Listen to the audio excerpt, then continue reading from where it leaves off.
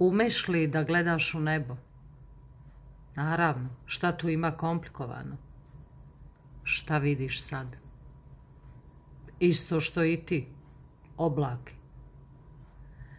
Taman pomisliš da znaš kodove, da razlikuješ bodove od uboda, da se razumeš u svetska i tajna čuda, da su ti bitne nijanse i da bosonog smeješ čak do gore, da odsanjamo zajedno. A ti me pitaš šta je tu komplikovano. Zapravo, suviše je jednostavno.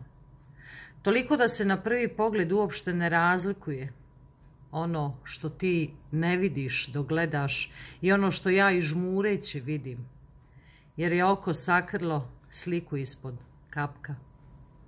Drži se zato ti tvoga neba, ja ću svoga svoda.